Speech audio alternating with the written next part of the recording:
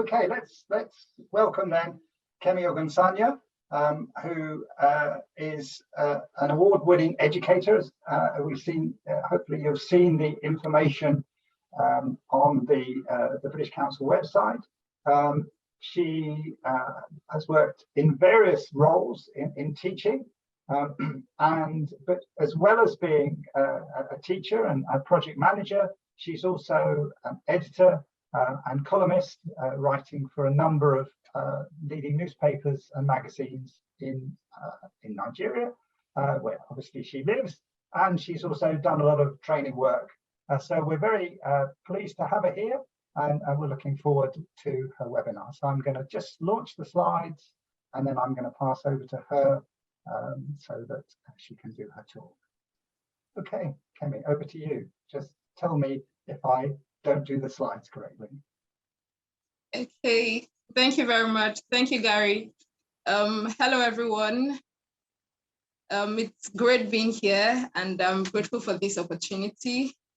So thank you to the British Council. Thank you, Steve. Thank you, Gary. And thank you, everyone who has decided to join us this morning to learn together. Okay, so maybe in the chat box, we can just quickly have, I see our names already. So please just put in where you're connecting from, maybe country, state. Yes, so please just put that in the chat box. I'd like to see where we're connecting from. Once I see some responses, I'll move up. Okay, just some responses in the chat box. Hello, Gary, please, is the chat box enabled? Yes, it is. It is enabled.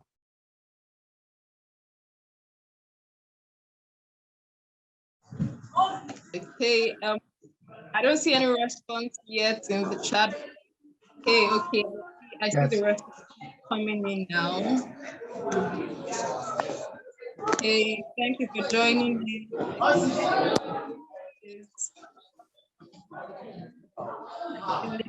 Nigeria, I see Taraba.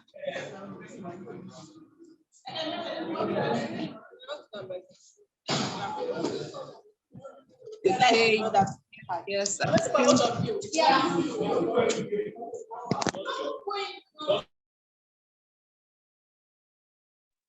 Okay, I see all the responses. Yes, yes, yes. I see someone from Senegal, and I see so many people from different parts of the world. Yes, so it's great to be here today.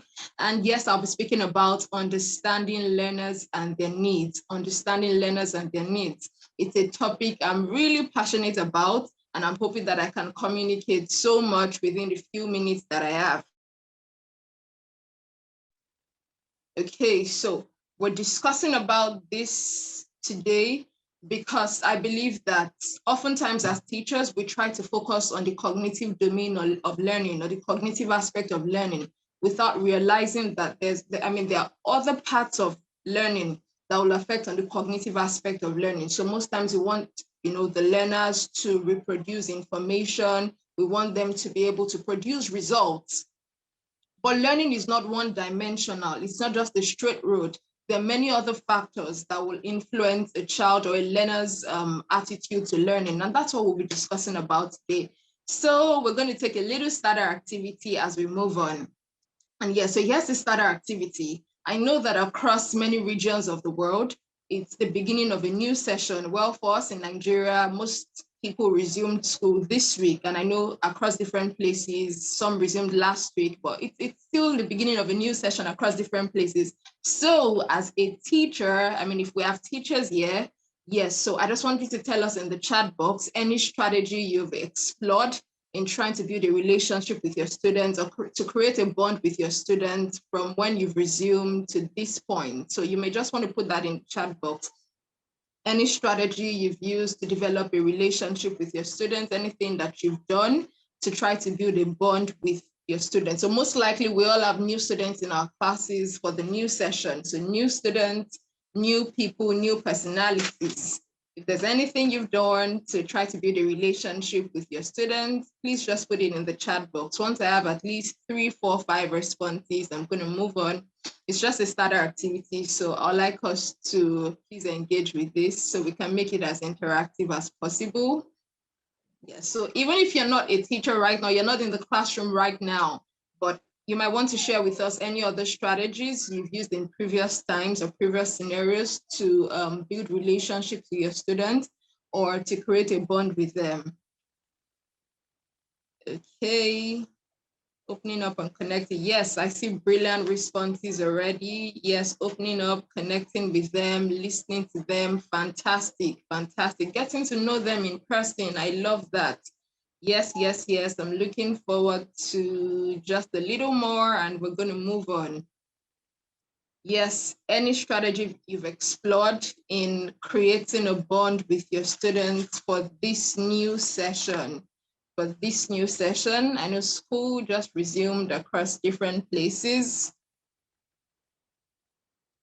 Creating a friendly atmosphere, fantastic. I mean, I see that too. Getting to know each other, awesome. I mean, I know I started by asking them to tell me something special about them. I love, this is all awesome. Yes. So I'm going to move on quickly so that we don't take too much time. Now I'm going to use myself as an example. So for me, school resumed just this week, and then I have a new set of children in my classroom, and I've tried to maximize different strategies to get to know them better. Because once again, the topic is understanding learners and their needs. If you don't understand the learners, you can't understand their needs in the first place. With understanding the learners comes building a relationship with them. So yes, what are some things I've done? For me this week with my new students, I've had to use lots of icebreakers and starter activities to create a very friendly atmosphere to warm up everyone. I've used lots of introductory worksheets, like the regular All About Me worksheets that you'll find on the internet. I've had conversations with some parents of the children in my classroom just to get to know more about them, their background and other factors. I've also had one-on-one conversations with the children just to build a bond. Now, there's so many other strategies that could be used in building relationships with our students, but it's important for us as teachers to know that that's the foundation of learning. That's the foundation of learning. Please, the next slide, Gary. So I believe that as a teacher, the more that our students know, that that we care for them, that we're interested in them, the more invested they are in the learning process. And I'm going to say that again, the more our students know that we're interested in the learning process, that we're interested in them, the more invested they become in their own learning process. So I love this quote by Michael Pollan, and that's why I decided to share it. And it says that emotion is the gatekeeper of motivation, cognition, and attention. Emotion is the gatekeeper of motivation, cognition, and attention. Now, one of the very key components of learning is attention. For learning to occur, attention must be in place. And one of the key drivers of attention, again, is emotion. If students are emotionally connected to the teacher, they're going to, they'll put in their attention. They want to listen. If they believe that the teacher is interested in them, they're going to listen. They're going to try to pay attention. So developing that healthy relationship is key. You cannot understand a learner. You cannot understand a learner's needs without establishing that relationship, without building a form of connection with the learner. So that's a critical foundation for this session. Taking our time. Sometimes it might look like a lot of work, but we must be willing to put in that extra work as educators to observe our learners, to observe even the tiny bits, the little details, the little details that will always matter. This.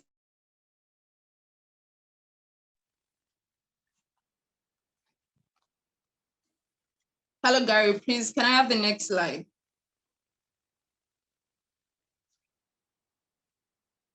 Okay, so yes, let's quickly look at the reason why we need to identify learner needs and build a healthy bond with them.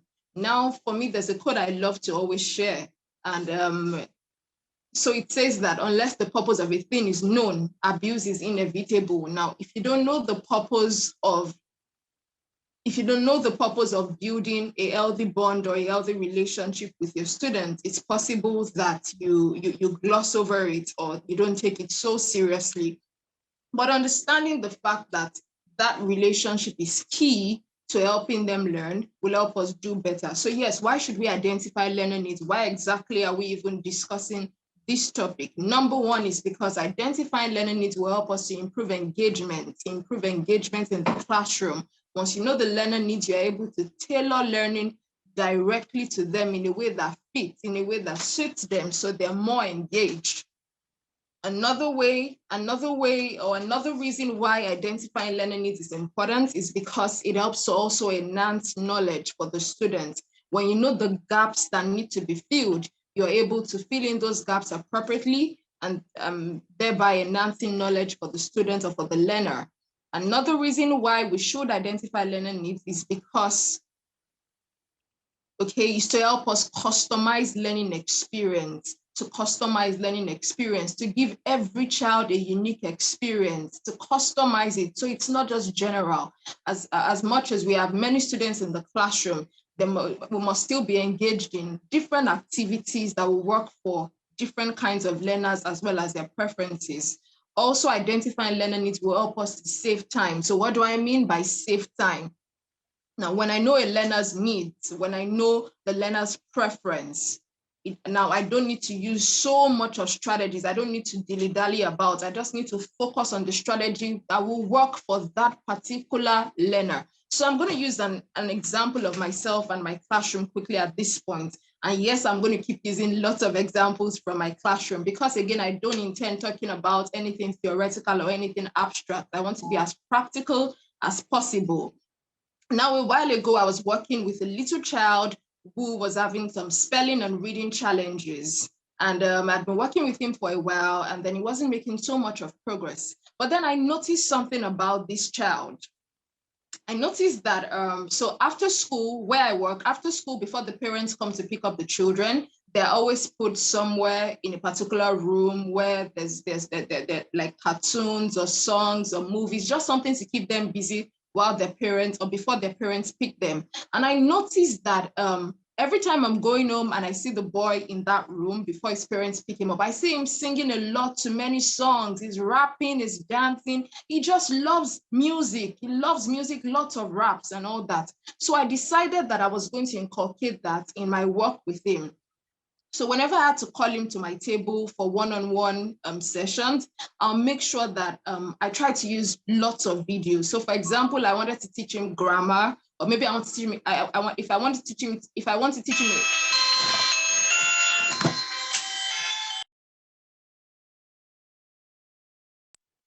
apologies for that, please. For example, if I want to teach him a topic on maybe verbs or nouns or adjectives, I'll look for videos online, YouTube videos, basically, interesting ones, songs, raps, just something entertaining. And I discovered that it was working, for him so much. And he was making lots of progress. So that was his learning preference. That was what he needed, right? Rather than just working him through textbooks. So identifying learner needs comes with many benefits for us as educators. Please, the next slide, Gary. I think the next slide. Okay, so the next slide has a picture. And yes, so there in the picture is the little fish that looks a bit sad because it sees the monkey up in the tree and the monkey looks like he's laughing or maybe teasing the fish. Now, there's something happening here that we should all take note of. The fish has its own peculiar characteristics. The fish has its own uniqueness. What does a fish need to thrive? The fish only needs water. The fish needs an environment, a location that has water, and it's going to thrive.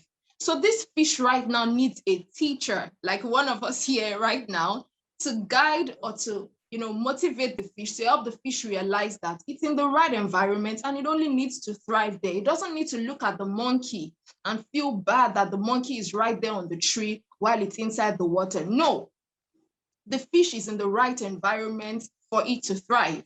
And so the quote by Albert Einstein says that everybody is a genius, but if you judge a fish by its ability to climb a tree, it will live its whole life believing that it is stupid. Now, if you keep judging a child by the wrong parameters, or if you keep judging a child without recognizing the child's peculiar characteristics and needs, learning will not be successful. The first thing is to identify the characteristics of the learners, identify what their needs are, and then fulfill that need, okay? So it's important that we understand the peculiarities of our learners. Where are they coming from? What do they know? What's their previous experience? All of that adds up when it comes to learning. Okay, please, the next slide, Gary. Okay, so yes, these are the objectives for this session, and I believe I've already even touched on maybe the first one already, which has to do with identifying students' learning needs. So we might move on. I think we can move on to the next slide now. Okay, yes, so we're talking about learners and their needs. So what do we actually mean by learning needs? Learning needs. Now, learning needs are the gaps between a learner's current level of knowledge and abilities and the level of skills required to perform a task.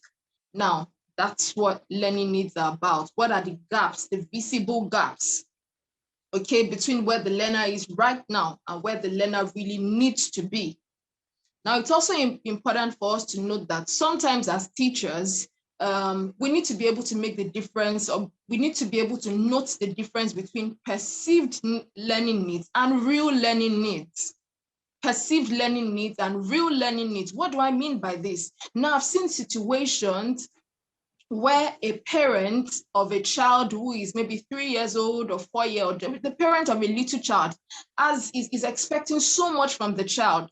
So the parent is expecting that, oh, my child is 4 years old, and the child should be able to write from number 1 to 500. Now that's a wrongly, or that's a wrong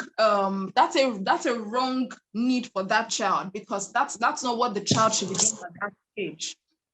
So if a parent is putting pressure on the teacher, there's some background noise. Okay, if a parent is putting pressure on the teacher because of wrong expectations, that's a perceived learning need, which shouldn't be. So there are perceived learning needs and there are real learning needs. Our focus as teachers must be to be able to sieve out the perceived ones for the real ones, the real learning needs. What are the real things we should be focusing on? And then how do we determine the real learning needs? I'm going to get to that. Please, the next slide.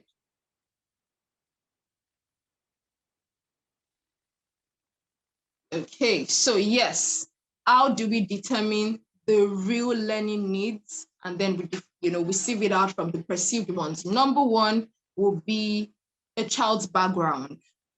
We're all products of our background. We're all products of our environment, right? So background, culture, environment is very important when it comes to a learner's needs. You need to find out where the child is coming from. What's the child's orientation about different things? Because that will affect the child's perspective to learning. Another way to determine learning needs would be to find out, or to be able to know if a child has medical conditions, health conditions, or maybe special education needs. Now, I've worked with a child at some point that I noticed that he had some challenges. I noticed he had some health challenges, and I had a discussion with his parents at that time. And his parents said, oh, they don't want to believe that their child has any condition. They feel that their child is fine. I explained to them some point I'd noticed, but they just felt that their child was fine. They didn't want to take their child for any assessment or anything. So the boy was struggling. Now, later on, when the child had moved on to another class, they decided to then take the child for some assessments, and then they discovered that the child had some special education needs, and then they had to start getting a specialist to try to intervene. And that's something that could have been avoided. So sometimes we need to understand when children have special education needs. So we're not just trying to push them on the wrong target or on the wrong lane. Children who have special education needs must be taught differently. Yes, so another way to determine learning needs will be through knowing their age groups. There are different characteristics of different age groups, different expectations from different age groups. Now I'm going to give an example here. So yes, I work with little children and I also work with adults. Now, I noticed something about working with the little children, the Generation Zs, right? The Gen Zs. Yes, so for them, they want a lot of fun, right? They're the, what do I call them now? They're the digital natives. They want to do something fun. They want to do something creative. They want to know that.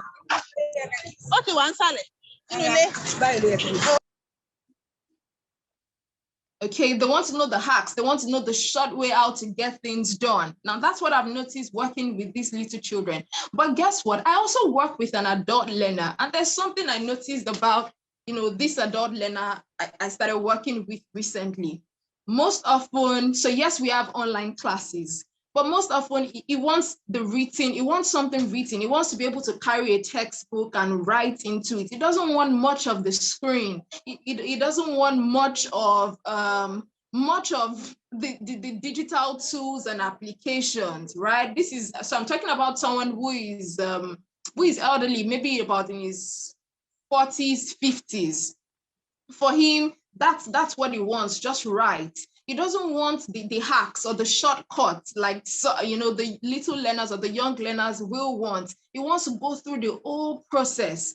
That's the characteristic, or that's the feature for his own age group, right? It's not like the Gen Zs in quotes who are digital natives that want to do everything on the digital space, that want to work on apps, that want to play games and do lots of things. So recognizing age groups and the features that come with them is also really important. So I remember having a conversation with Gary about this when I was sharing my slides. And he mentioned how some children that are born in the later part of a year might be a bit different from children that are born earlier in a year. What do I mean by this? Now, a child is in year 1 and is 5 years old. But he's 5 years old and he was so he's 5 years old, but he was born in maybe January, right? So that means he's moving towards 6 years old. And then there's another one that is also 5 years old, but he was born in September. They're entirely different. Let me go over it again. Now, 2 children, both 5 years old, both 5. But they were born in different months. One was born in January, another one in September. There's going to be, some differences between them, right? So recognizing age groups and their characteristics is a way to determine learner needs. Another way to determine a learner's needs will be through the learner's preferences, the learner's abilities, the learner's interests. So just by observing certain interests, we know what their needs are. Another way to also determine learner needs is through learning-related data. So we're not just guessing, it's not just a guesswork, it's not just a perceived need, it's real. So one thing I've done for me, this new session,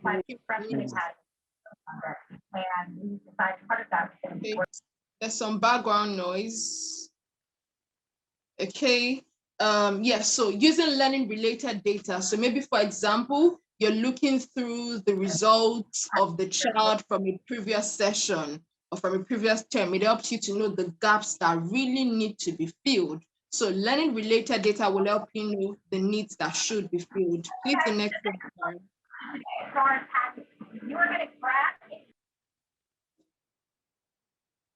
Hello, guys. Could you please mute your microphone? Please, could you please mute your microphones? Please, the next slide. Hello, Gary. Please can we move to the next slide? Is he here? Okay, so yes, here's another time for us to talk. So there's this educational phrase, there's this phrase that I'm sure most of us might have heard, and it says Maslow before Bloom. I want to believe that some of us might have heard about this, Maslow before Bloom. So if you've heard about this and you know what it might mean, please let me just see your responses in the chat box. Maslow before Bloom, what does this mean? Maslow before Bloom, have we heard about this? And what does it mean? Maslow before Bloom. I want to see about 2-3 responses again, and then I'm going to move on. Okay.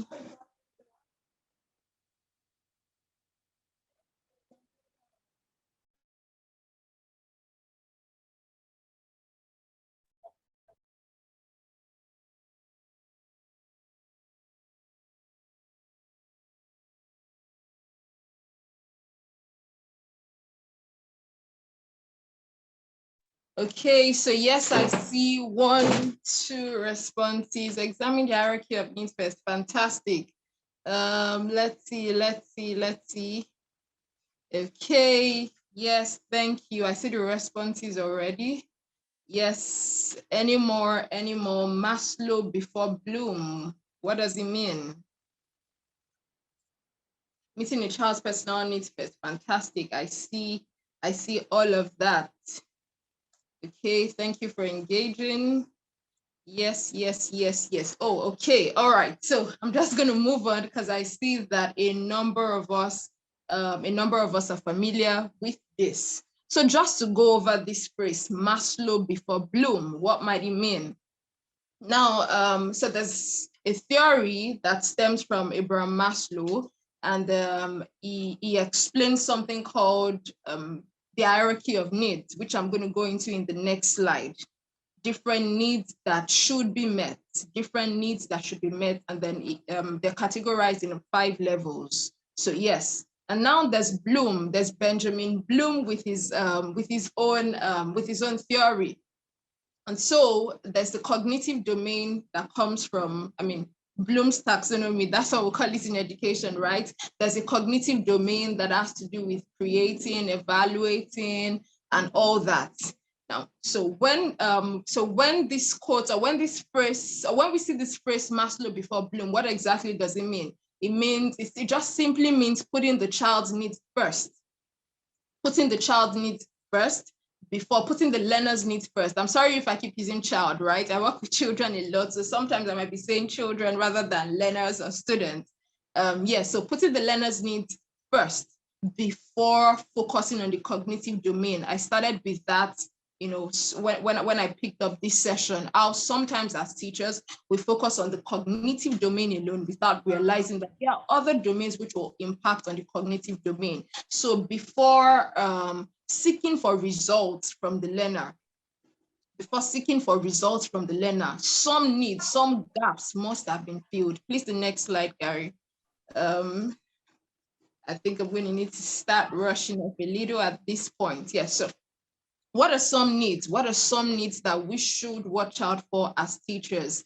So we have physiological needs like food, like water, like sleep. A child who has had sleep challenges comes to school feeling groggy or feeling drowsy and can't participate fully. Now that's a need. What do we do about it? So again, I'm going to use an example from my classroom experience. Now, I once had a child in my class, and then so when classes started for the day, he was looking a bit disoriented. He wasn't interested in everything we were doing. He was drowsy. He wasn't connected to learning. So what did I do? I asked him, what was wrong. I called him to my table to have a one-on-one conversation with him. And I discovered that he didn't have a good night's sleep. For some reasons, there was a party in his house and there was loud music for a good part of the night. So he didn't have a good rest. And then it was so evident on him. The thing, the next thing I did was to just take him to a particular room in the school, a particular place in the school where I knew that he could just find some rest. So he was out of the classroom for some minutes or for a while, and then he came back later. Now, I could have handled it in another way, right? If everything I wanted was just about results, just doing your class activity, copying your notes and doing all of that, I wouldn't have paid attention to his physiological needs. Now, beyond cognition, beyond cognitive abilities, there's a need to pay attention to physiological needs. to find out why learners are behaving the way they are behaving. Okay, safety needs. There's safety needs for students. Learners must feel secure inside the classroom, outside the classroom. They must feel secure. If a child is being bullied, the child is not going to respond well to learning in some ways. So safety needs, children must be sure, children or learners, again, must be secure. So we should watch out for their safety. There's love and belonging needs. This has to do with peer relationships, how they connect well with their peers, and then even with their teachers too. For me, so here on the screen, I put sitting arrangement because it's a way I try to meet this need in my classroom. So I try to differentiate my sitting arrangement from time to time so that the children are not just stuck with one seat partner for the whole session or for the rest of the session. No. So sometimes I move their seats and the sitting pattern so that everyone bonds together and then the children build relationship with each other. Yes, there's esteem needs. A child who has self-esteem challenges won't give his or her best to learning. How do I deal with this in my classroom? I have a particular time in the mornings where we use for positive affirmations. So the children I have some positive affirmations cards that I use in my classroom. I distributed around the children. And so every morning they say positive statements just to boost their morale and their self-esteem. And then this is this is how I try to meet this need. I'm sure we can all look into a different context and try to see how we can meet these needs. So all of these needs should be met before a child will actually reach full potential. All of these needs are important. Now, I think I'm going to say at this point right now that being an exceptional teacher is not just about having expert content knowledge about whatever subject it is that you teach. Being an exceptional teacher is bringing in your expert knowledge, your expert content knowledge, and a love for the learning process and a love for the learners. So it's not enough to know so much about the topic that you teach, whether it's math or science or any other subject. Do you actually love the learning process? Do you actually love the learners? Do you watch out for them? Do you try to build a relationship with them? Because at the end of the day, that's what matters the most. It's sometimes not about how much we know. There's a what, there's a why, there's the how. So what I say is before we must understand why the learners behave the way they do before we get into what they actually want them to do. Why are they behaving that way? What's happening? What's the need that a particular learner has? We must answer the question of why before we move forward to what we want the child to actually learn. Please, the next slide. I see time is running really fast. Okay. So yes, I'm just going to quickly talk about learning preferences. And then what are learning preferences? Learning preferences are the patterns that provide direction to teaching and learning. When I started this session, I mentioned how understanding the learner's needs will help us to save time. It helps you to save time. Now there are patterns to teaching and learning. So once you observe the behavior of the learner, the attitude of the learner, it now becomes easy for you to tailor learning to that particular student correctly. Like I mentioned earlier, I work with an adult learner now, and I've noticed his learning pattern so different from the little children I work with, and I have to tailor learning with him in that particular direction. So how students learn should connect to how teachers teach. Teachers shouldn't just teach, how we want. We shouldn't just teach based on the lesson notes or just how we want to do it. No, how we teach should be governed by how the students learn. Again, if you remember earlier on, I shared a little circle. That has some learning needs, and one of them was I shared some areas that we should focus on for us to understand learning needs, and I talked about age groups. When I know the kind of learners I'm working with, it helps me to know how to teach them. What do they like? How do they want to be taught, right? How students learn should motivate how teachers teach. It shouldn't be the other way around. Please, the next slide. So it's important that we notice patterns of learning. And maybe I should give another example here from my teaching experience. I started working with a teenager recently, and I noticed his love for football, his love for everything football. In fact, he even plays for a local football team.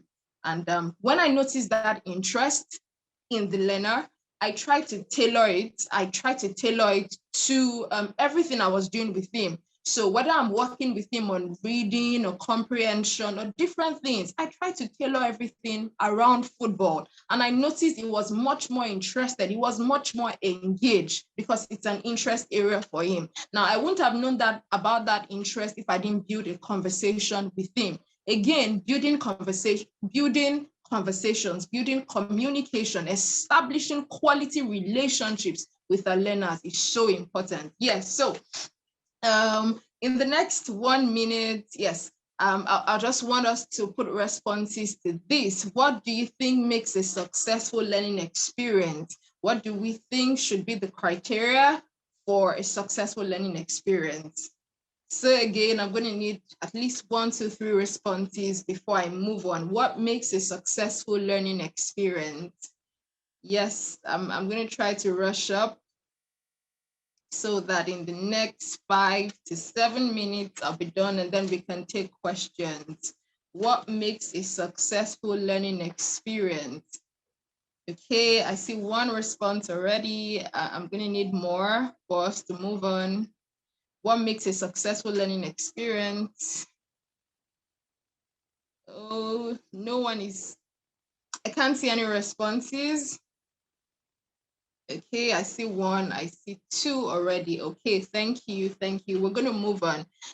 So for me, I'm going to be talking, yes, when no one is left behind, I like that.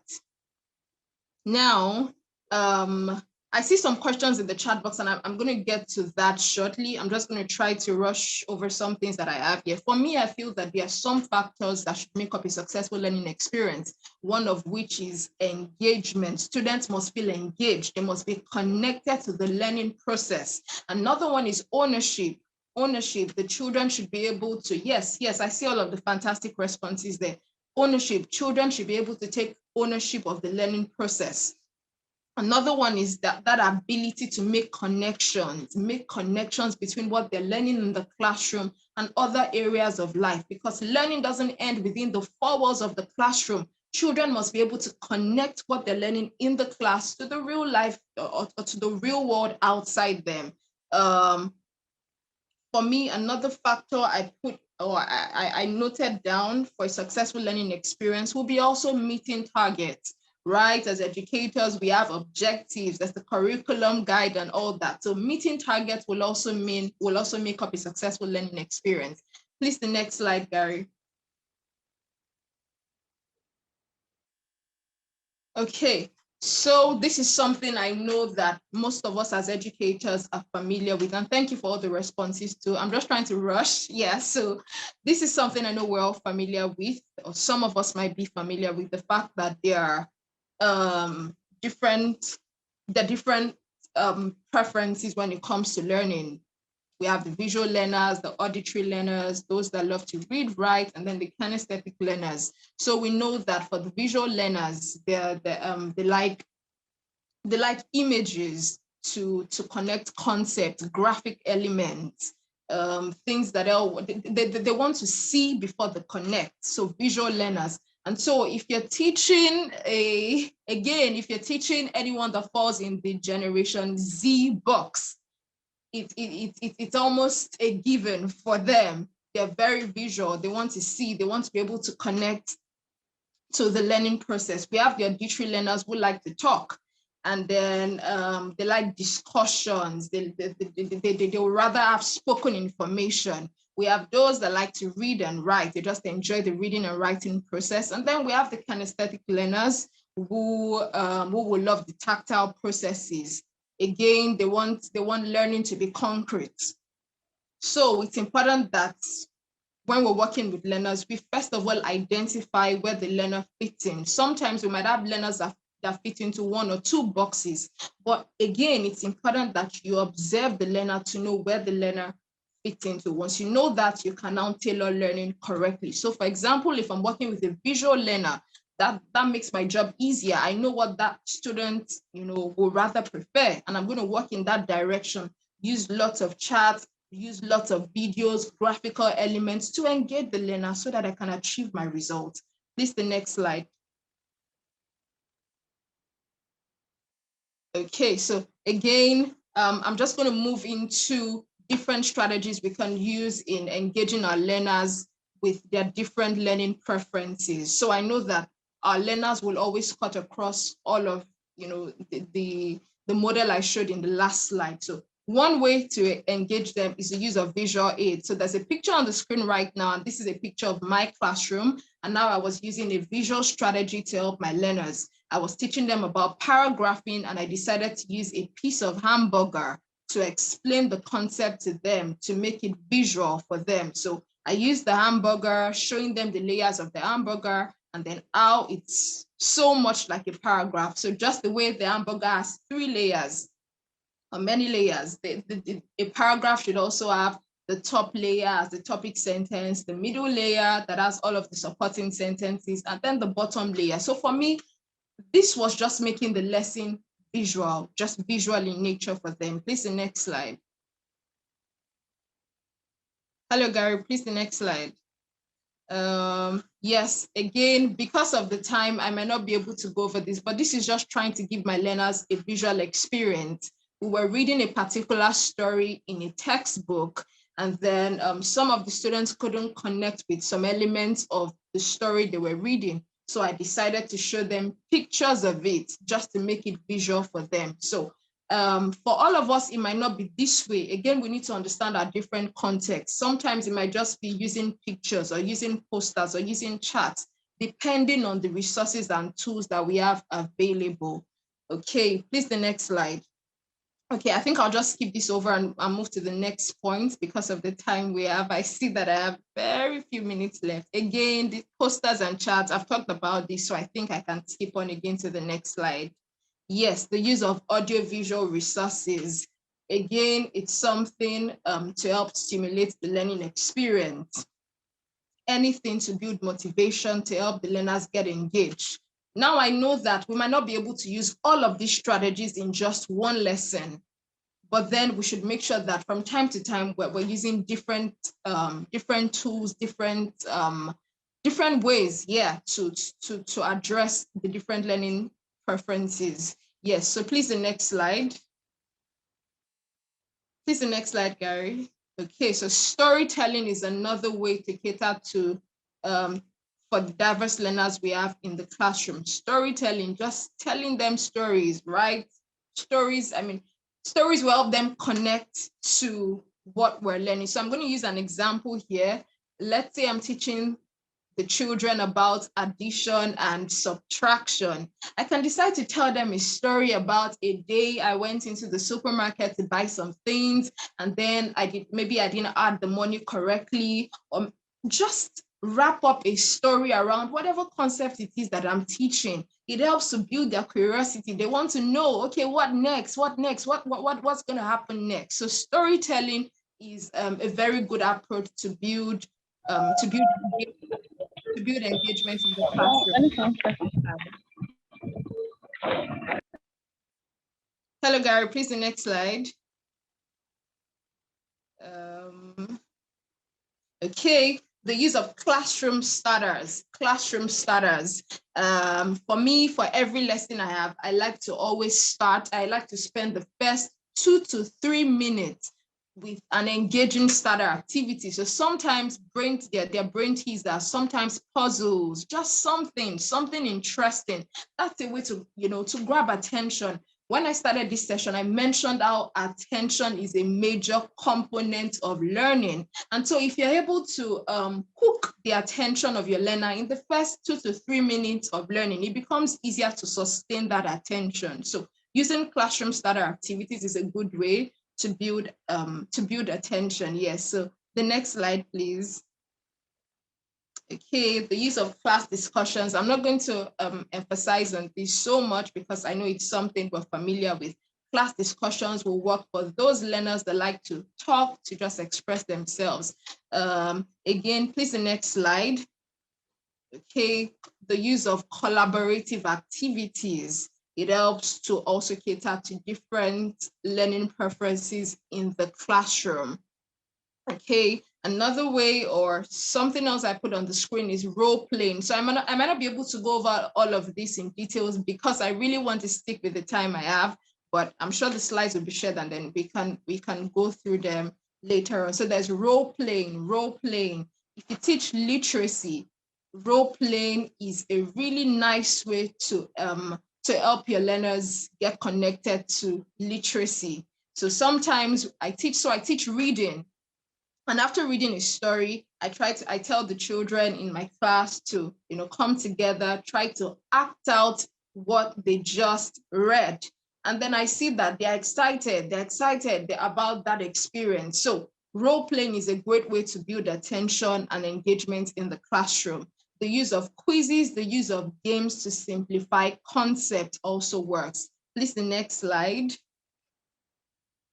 Okay, physical hands-on activities, like I mentioned earlier, connecting what the students are learning to real life experiences will always work, will always be a way to build attention. Okay, I'm going to rush on to the next slide. Yes. Okay, this is something similar to what I've said before. Classroom to real life simulation, making sure that there's a connection, making sure that what the learners are, making sure that what is being learned isn't abstract, isn't theoretical, but is practical and the student can again relate with it. Please, the next slide, Gary. Okay. Okay, still the next one. I'll just skip this over so I can move on fast. Modeling. Modeling is another way to build attention and engagement and cater to different learning preferences in the classroom. So I'll use an example of myself again. Now, I also teach creative writing in my classroom. What I do sometimes when we have a particular topic to write on is that I try to model it to the student. So I go to the board. Let's say, for example, we want to write about any topic it is. We want to write about leadership or we want to write about any topic. Now I can start by writing 1 or 2 paragraphs, just modeling it, just showing them how it's being done. So rather than just leave them to figure out the process, I try to model it for them. So modeling is something that works. You want the children to work out a particular sum or a particular calculation. So modeling something, something in that line will always be a way to help the children or to help the learners get on track. Please, the next slide. Yeah. Now, when we're able to understand the different needs of our learners, we'll realize that there are more areas to give feedback about learners rather than just the cognitive aspects, rather than just scores and results. So, for example, feedback can be given to a learner, or maybe it could be the learner's parents now, based on the learner's attitude or behavior in the classroom. So, for example, if there's a child I'm working with, maybe in my classroom, that isn't having such great results like the parents might really want, and they're concerned about it.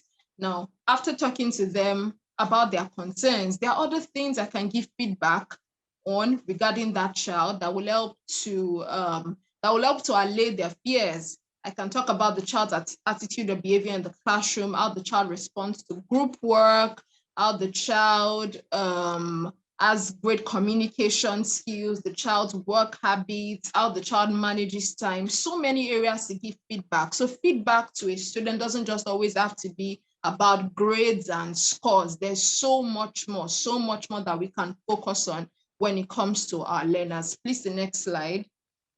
I think I'm getting towards the end now. Yes, so when I started this session, I mentioned how cultivating positive interactions and positive relationships is so important to understanding our learners' needs. Some ways we can do this will be to show content to our learners. I mean, we've mentioned some of these points already in the chat box when I started, but just for those of us joining in, the topic for today is understanding learners and their needs. And we cannot separate positive interactions and healthy teacher to student relationships from learning needs. So you can build relationships with your students through some of these ways on the screen.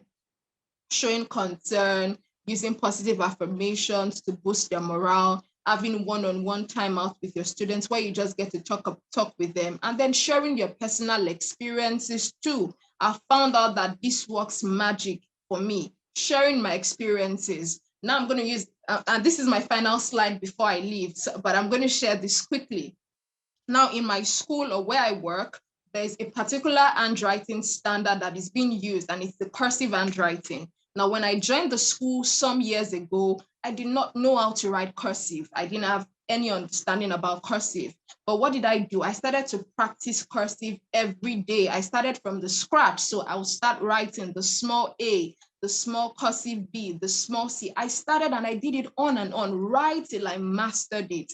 And so right now, when I'm working with some children, and they tell me about their challenges with cursive and now they think it's so difficult, I show them that book that I used many years ago when I joined the school. I tell them my experience with it, that, oh, when I came here, I did not know so much about cursive, but I kept on, I was persistent, and then it's a boost for some of them. So sharing your experiences is really important too as a teacher. So yes, this is where I think I'm going to just end it. I'm sure that we might have picked up one or two things from this. So if you have questions, please just put it in the chat box. I'll be answering some of the questions, and I'm sure Gary will also be helping me with some of the questions. Yes. Okay, I don't see the questions yet. Yeah, Kemi, there's not been that many questions. There's a parallel discussion that's gone on in the sorry, I'm trying to sort myself out. Let me just stop sharing a second so I can sort myself out. So there's a parallel discussion that's been going on in Telegram. So Steve has been presenting the ideas in the Telegram, and what I suggest is that although we can't run the Monday discussion session that we were going to run to sort of talk about things, there's nothing to stop you asking and answering questions. Kemi is part of the group. If people are not familiar with this group, then I will put another link into the chat now. So, I mean, there was one question that came up from Iabo. How can a teacher support students with emotional needs emanating from a lack of parental love? That was the only question that came out of the Telegram group. So. Okay, so I'm just going to answer that. How can you cater to students' emotional needs when the child has emotional gaps? So I've had lots of experiences with children like that in the classroom, children that are coming from homes where their parental issues are different things. So the children are basically coming to school sad and depressed. Now, my job as a teacher will be to do my best or do a lot to help boost that child's emotions and, just draw the child closer to myself, have conversations with the child, just try to make the child feel good, feel comfortable in the school environment. So, take out time. Doing all of these things will not come easy. That's the truth, because we have so much of work we're doing as teachers. We're working on lesson plans, we're marking notebooks. There's so much to do, but trying to offer that little bit of connection with our students will always work magic. So if a child has, parental challenges, for the person who, asks that question, make sure you're doing your best as the teacher in school to bond better with the child. That's what I'm going to say. I also see another question. Someone said the hamburger strategy I used, hope it will not be distracting to the learners. Well, it was a starter activity for me that I used for just 1, 2, 3 minutes for the class. So it was an instructional tool. It wasn't something that was, targeted at distracting the learners. Okay, there's one other question here that's been sent to me. Hold on, no, wait a minute. There's how do you handle a difficult parent who doesn't appreciate your assistance towards a child? So how do you handle parents who perhaps are not appreciative of your methods? Okay, how do you handle parents who aren't appreciative of your methods? Well, I'm going to say, do your best to try to explain to them why you're using certain methods or strategies with their children or with the learners. And if they don't appreciate it, but you see that, I mean, using those methods give you great results with the learners, you can keep at it with or without the appreciation. At the end of the day, the best interest of the learner is what matters. So it's not about getting the appreciation or the accolades sometimes. Making sure that we're catering to the best interest of the learners, I think that's what matters most. Maybe this is the last question we'll deal with as we're about to run out of time, is how can parents who do not recognize their children's special needs, how can they be convinced maybe to actually have their children assessed for their special educational needs? How do you encourage them to do that, shall we say? Again, it's by having critical discussions that show them what you've observed as a teacher and why you feel that those observations are tending towards a particular direction. Because I know that it will be wrong for you as a teacher or as a school to take a child for special needs assessment without having the parents in the know, or without having the parents know about it. So somehow we need to be able to get the parents on board. So explaining to them, showing them the evidences, letting them know what you've observed about that particular child. I think that will work. So just having conversations with them and being persistent at it. Okay, thank you very much, Kemi. It's been a fascinating talk, and I can see from the amount of discussion in the chat how how appreciative people have been of it. And lots of food for thought, lots of ideas there. So as I've said, and Steve has been summarizing the discussion in the Telegram group. If you're not part of the Telegram group and want to continue the discussion amongst yourselves, I'm afraid we won't be joining in because of the mourning period for Her Majesty the Queen. But there's nothing to stop you continue to ask Kemi questions. She's part of the group now, and debating the topic amongst yourselves, sharing ideas and experiences. So we'll resume the Monday afternoon discussions as soon as we can, and we'll let you know about the next webinar that's going to be hopefully in a couple of weeks' time. We'll let you have information about that. So thanks everybody for coming. And thank you again, Kemi, for sharing your interesting insights and your experience. And thanks, Steve, for setting up all the tech stuff and ably contributing to the Telegram along the way. So thanks all for coming, and we'll stop here for now, but please keep the discussion going. I will also share the chat. Share the chat. I will also save the chat so that if there are any questions we've missed, we can deal with them on the Telegram group. Okay, so thanks very much, and we hope to see you on the Telegram group and at the next webinar that we run, as I say, in a couple of weeks' time.